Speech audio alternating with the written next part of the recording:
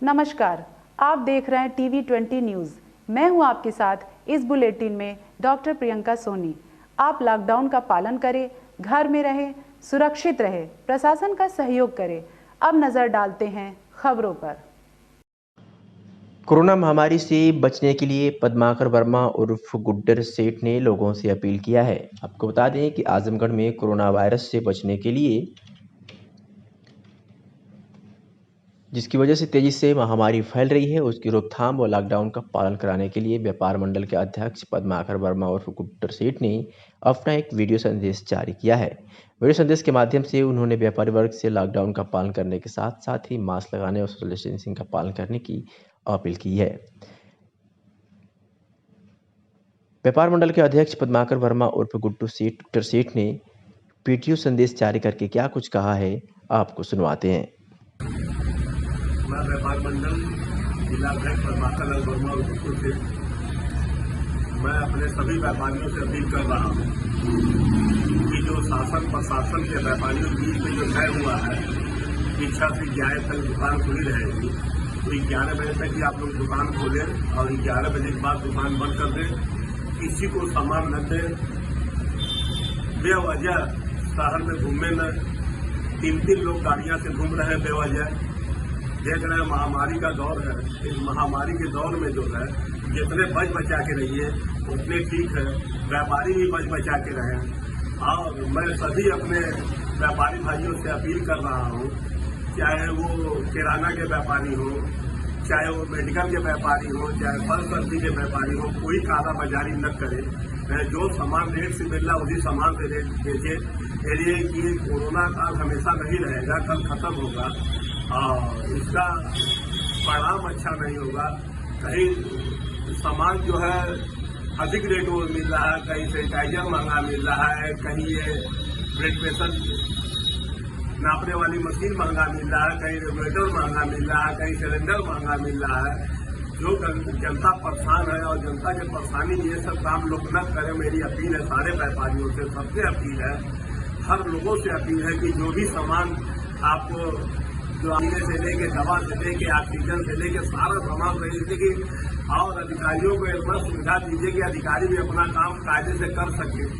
आप बताइए, हॉस्पिटल के कर्मचारी बेचारे लगे हुए हैं, वो अपना परिवार सब त्याग के लगे हुए हैं, वहाँ भी हॉस्पिटल में लोग जाके मारा मारी कर दे रहे हैं, मारपीट कर रहे हैं। बताइए वो काम इस कोरोना काल में बेचारे काम कर रहे हैं, उनके पास ही परिवार है। पुलिस सड़कों पर उतर गई है, घूम रही है, मना कर रही, सिफारिश कर रही, हाथ जोड़ रही, वो कर रही, भैया मत घूमिए बेवजह। क्या जब लाठी भागना शुरू कर देंगे तभी आप लोग मानेंगे? उनके पास ही परिवार है, उनके पास ही बाल बच्चे हैं। सबका आप लोग ध्यान रखते हुए जो है कायदे से जो है अपने घर में रहिए। देखिए इस महामारी में नए नए लड़के जय घर का घर सालेगा, घर के 3 लोग 4 लोग का इंतकाल हो गया, देहांत हो गया। इस हालत में सब लोग बच बचा के रहे और मैं सभी व्यापारियों से अपील कर रहा हूँ, फिर से दोबारा अपील कर रहा हूँ कि कोई भी काला बाजारी जो सामान जो रेट का है उसी रेट से बेचे। धन्यवाद।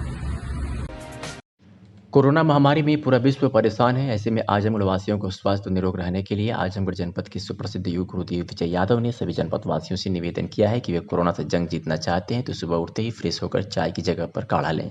काढ़ा में गिलोय, तुलसी, अजवाइन, हल्दी का काढ़ा लें। इसके बाद प्राणायाम करें। प्राणायाम में भस्त्रिका करें। भस्त्रिका 3 से लेकर 5 मिनट तक करें। फिर उसके बाद अनुलोम विलोम का अभ्यास करें। अनुलोम विलोम का अभ्यास 10 से 15 मिनट तक करें। फिर ओमकार का उद्घोष करें। इतना करने से आपको कोरोना से दूर रहेंगे, कोई भय नहीं सताएगा, आप निर्भीक होकर निडर होकर जिएंगे। बता दें कि अतरौलिया से खबर है जहां लॉकडाउन की अवधि बढ़ा दी गई है। शासन के निर्देशानुसार जरूरी सामानों को छोड़कर सभी अन्य दुकानें बंद रहेगी, तो जरूरी सामानों की दुकानों के लिए भी समय निर्धारित किया गया है। ऐसे में नगर पंचायत व आसपास के क्षेत्रों में कुछ दुकानदारों द्वारा कोरोना कर्फ्यू का उल्लंघन किया जाता है तथा दुकान खोलकर सामानों का क्रय किया जा रहा है। स्थानीय पुलिस ने मौके पर पहुंचकर खुली दुकानों के विरुद्ध कार्रवाई करते हुए लगभग 10 दुकानदारों का चालान काटा, तो वही बिना मास्क घूम रहे लोगों को भी कोरोना कर्फ्यू का पालन करने का निर्देश दिया। लोगों से अपने अपने घरों में रहने, मास्क लगाने तथा हैंड सैनिटाइजर करने के बारे में बताया गया। वहीं लोगों को यह भी बताया गया कि 2 गज की दूरी को अपनाएं, भीड़ में जाने से बचें, तेजी से बढ़ रहे कोरोना संक्रमण को रोकने की मदद करें। प्रभारी निरीक्षक पंकज पांडे ने बताया कि लगातार पुलिस प्रशासन के लोग संक्रमण कर रहे लोगों से लॉकडाउन के दौरान घरों में रहने की अपील कर रहे हैं। वहीं जो भी दुकानें खुली पाई गई उनके विरुद्ध कार्रवाई की गई। कोरोना कर्फ्यू का उल्लंघन करने वालों के विरुद्ध कठोर कार्रवाई की जाएगी।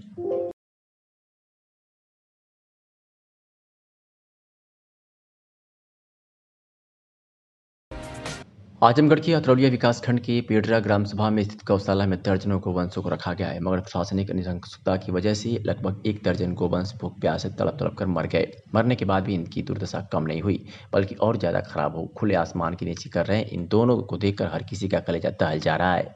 गाँव वालों की माने तो इन पशुओं को चारा पानी देने के लिए मात्र एक कर्मचारी है जो 24 घंटे कैसे कार्य कर सकता है। ना तो इनको समय से पानी मिलता है, ना समय से भोजन मिलता है, तथा बीमार होने की दशा में इनको इलाज भी नहीं मिलता। ग्रामीणों ने बताया कि इनकी दशा ऐसे ही आप समझ लीजिए 5 दिनों से हमारे पड़े हैं।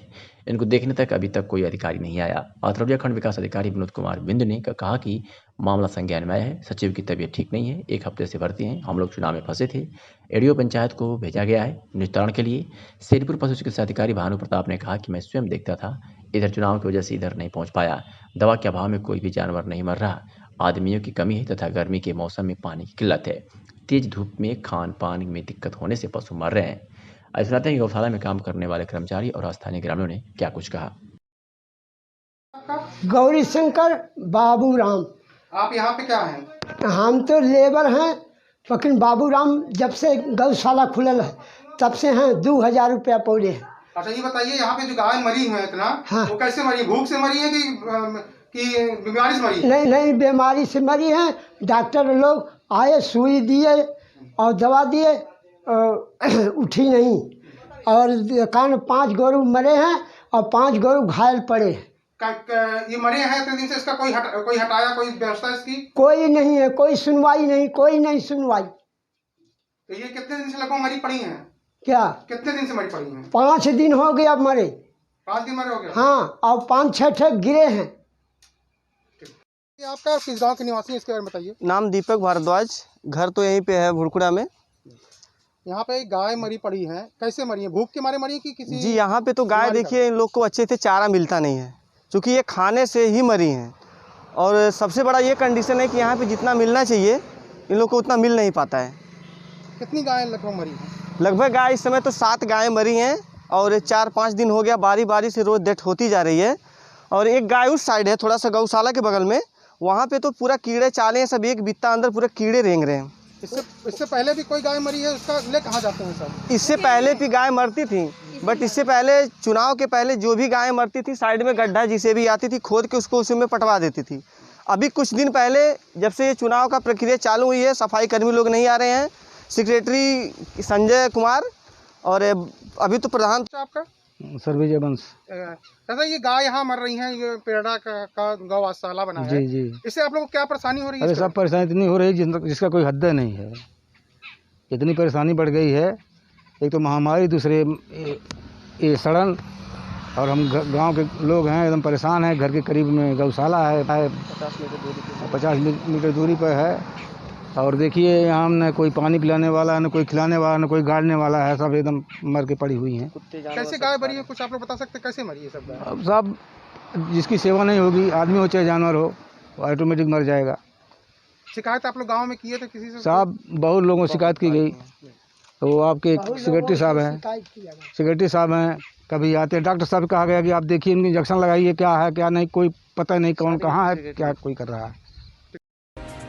पुलिस अधीक्षक सुधीर कुमार सिंह के निर्देश में कोरोना वायरस से बहुत तेजी से फैल रही महामारी को रोकथाम और लॉकडाउन का पालन कराने हेतु प्रभारी निरीक्षक कोतवाली के गुप्ता, चौकी प्रभारी पहाड़पुर विनय कुमार दुबे, चौकी प्रभारी रोडवेज कमलकांत वर्मा व कोतवाली थाने के पुलिस बल के साथ पहाड़पुर तकिया, पुराने कोतवाली चौक, बड़ादेव, पुराने सब्जी मंडी, जामा मस्जिद तिराहे पर लगभग संपूर्ण सिटी क्षेत्र में भ्रमणशील होकर लॉकडाउन का पालन कराने के साथ साथ मास्क लगाने व सोशल डिस्टेंसिंग का पालन करने की अपील की गई।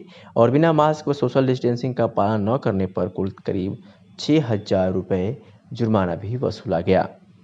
अभी भी जनपद में चेकिंग अभियान का सिलसिला जारी है और आगे भी जारी रहेगा। तो बता दें कि ये खबर आजमगढ़ से आपको दिखा रहे हैं। तस्वीरें आप देख सकते हैं कि किस तरीके से आजमगढ़ पुलिस शहर के विभिन्न क्षेत्रों में भ्रमणशील होकर लोगों को कोरोना महामारी से बचने के लिए जागरूक कर रही है। साथ ही साथ उनको मास्क लगाने व सोशल डिस्टेंस का पालन करने की अपील भी कर रही है। और जो लोग इस नियम का पालन नहीं कर रहे हैं उनसे कुल आज करीब 6,000 रुपये जुर्माना वसूला गया है। कोतवाल के गुप्ता ने बताया कि ये अभियान ऐसे ही चलता रहेगा और जो लोग भी नियमों का उल्लंघन करेंगे उसके ऊपर सख्त कार्रवाई भी की जाएगी। यूपी में ऑक्सीजन आपूर्ति का कार्य जारी है। रेलवे द्वारा यूपी के लिए दिल्ली से जामनगर गुजरात ऑक्सीजन एक्सप्रेस भेजी गई है। पश्चिमी यूपी में ऑक्सीजन रिफिल के लिए ऑक्सीजन के 5 टैंकर गुजरात जामनगर भेजे गए। दिल्ली से जामनगर गुजरात रवाना किए गए ऑक्सीजन टैंकर अभी तक ऑक्सीजन एक्सप्रेस लखनऊ और बरेली से झारखंड के बोकारो भेजे जा रहे थे। अब गुजरात जामनगर से टैंकर रिफिल होंगे। यूपी सरकार ने अब तक 14 ऑक्सीजन एक्सप्रेस से यूपी में ऑक्सीजन आपूर्ति आज सुबह 5 ऑक्सीजन टैंकर दिल्ली से जामनगर भेजे गए हैं। खबर लखनऊ से है, जहां रेलवे द्वारा यूपी के लिए दिल्ली से जामनगर गुजरात ऑक्सीजन एक्सप्रेस भेजी गई है। यूपी सरकार ने अब तक 14 ऑक्सीजन एक्सप्रेस से की है यूपी में ऑक्सीजन आपूर्ति। आज सुबह 5 ऑक्सीजन टैंकर दिल्ली से जामनगर भेजे गए। सोनभद्र पुलिस का सराहनीय कार्य देखने को मिला है। खाताधारकों से लूटे गए लुटेरों द्वारा 1,08,022 रुपये वापस करवाए गए। बता दें कि पुलिस अधीक्षक गाजीपुर ने सोनभद्र ने कहा है कि सरकारी सेवा का लाभ देने के नाम पर या किसी और प्रकार का लाभ जो ठगी के शिकार हुए थे देने के नाम पर कोई अनजान व्यक्ति अगर आपको फोन करके बैंक डिटेल्स मांगता है तो उसे अपना ओटीपी या पर्सनल डिटेल न दें, अन्यथा आप भी ठगी के शिकार हो सकते हैं। और ये सब इसलिए संभव बता दें कि सोनभद्र साइबर सेल के द्वारा 3 ग्राहकों के खाते से धोखाधड़ी के माध्यम से ठगी किए गए रुपये वापस दिलवाया है। गाजीपुर पुलिस ने क्या कुछ कहा साइबर ठगी के मीडिया से बातचीत के दौरान पुलिस अधीक्षक सोनभद्र ने सुनवाते हैं। कार्रवाई की जाए तो साइबर सेल जनपद सोनभद्र के प्रयास के कारण 3 ग्राहकों के जो ठगी के शिकार हुए थे उनसे उनके ठगी के 1,08,422 रुपये उनके खाते में वापस कराया गया है। और ये सब इसलिए संभव हो पाया कि शिकायतकर्ता ने सही समय पर साइबर सेल को जानकारी दी। कई प्रकरण साइबर ठगी के ऐसे आते हैं जिसमें त्वरित कार्रवाई की जाए तो जो पाइपलाइन में चीज़ें होती हैं या जो किसी मर्केंडाइज के माध्यम से कोई सामग्री की आपूर्ति के लिए ठगी की गई हो और ठगी करने के बाद इस तरह के ऑर्डर दिए गए हों तो इसको बीच में इंटरवेंशन करके रुकवाने की व्यवस्था है और समय से सूचना देने पर यह काम हो जाता है। इस जनपद में शिकायतकर्ता अजीत यादव निवासी रोबर्ट्सगंज, इनके खाते में 64,181 रुपये वापस कराए गए हैं। अवध बिहारी निवासी कोंगा बभनी सोनभद्र के खाते से 13,000 रुपये चले गए थे, उसको वापस कराया गया है। और रिंकू निवासी रोबर्ट्सगंज, इनके 31,241 रुपये वापस कराए गए हैं। यहाँ पे मैं एक बात ये कहना चाहता हूँ कि साइबर अपराध एक ऐसा अपराध है इसमें लालच में पड़ के हम इसके शिकार होते हैं, तो इसमें बहुत अलर्ट रहने की आवश्यकता है। कोई भी व्यक्ति आपको कोई भी मदद अकारण नहीं करेगा और इस तरह का कॉल आता है तो चाहिए कि कोई ओटीपी, कोई अपना पर्सनल डिटेल, बैंक खाता वगैरह कुछ भी हम शेयर न करें। कई बार सरकारी सेवा का लाभ देने के नाम पर, कई बार फ्रेंचाइजी के या एजेंसी या ग्राहक सेवा केंद्र शुरू करने के नाम पे, कई बार टावर लगाने के नाम पे ठगी के शिकार हो जाते हैं लोग और लालच में फंस जाते हैं। कई बार जो है ये ऑनलाइन गाड़ी खरीदने या ऑनलाइन कोई इलेक्ट्रॉनिक सामान खरीदने के चक्कर में भी ठगी के शिकार होते हैं। तो इस तरह के जो फेसबुक वगैरह से जो प्रचार देख करके हम लोग संपर्क करते हैं उसमें ज़्यादा सतर्क रहने की आवश्यकता है। और जो हमारे पुलिसकर्मी हैं उनसे भी मेरा अनुरोध है कि जब शिकायत आती हो तो उस पर उनको पहल लेनी चाहिए और तुरंत साइबर सेल को इसकी जानकारी दें, उसका एप्लीकेशन व्हाट्सएप के माध्यम से या किसी अन्य माध्यम से प्रेषित करें और साथ में जो भुक्तभोगी है उसके बैंक खाते का डिटेल्स भी प्रेषित करें, तो इससे साइबर सेल को आसानी होगी। तहसील क्षेत्र के हरैया ब्लॉक में मतगणना के बाद मतपेटियों को जनता इंटर कॉलेज हरैया के स्ट्रांग रूम में सुरक्षित रखा गया था। 4 अप्रैल को रात में 4 मई को रात में लगभग 8 बजे शॉर्ट सर्किट से स्ट्रांग रूम में आग लग गई, जिसमें उसमें रखी 21 गाँवों की मतपेटियां जल गई। 5 मई को इसकी जानकारी रखरखाव में लगे कर्मचारियों को हुई। गुरुवार मई अप्रैल को इसकी जानकारी सहायक निर्वाचन अधिकारी को दी गई। आग लगने की खबर मिलते ही अधिकारियों में हड़कंप मच गया। वही मतपेटियों के जलने की सूचना मिलते ही सहायक निर्वाचन अधिकारी आमिर मलिक हरैया इंटर कॉलेज पहुंचे। मलिक ने बताया कि मतपेटियां सुरक्षित रखी गई थी। 4 मई की रात में शॉर्ट सर्किट से 21 गांव की मतपेटियां और उसमें रखे काफ़ी मतपत्र जल गए। इसकी प्राथमिक सूचना जैनपुर कोतवाली को 5 मई को करा दी गई है। इस संबंध में सभी अधिकारियों को इसकी लिखित सूचना दे दी गई है। मतपेटियों को हरैया इंटर कॉलेज से हटाकर ब्लॉक मुख्यालय पर सुरक्षित रखा जा रहा है।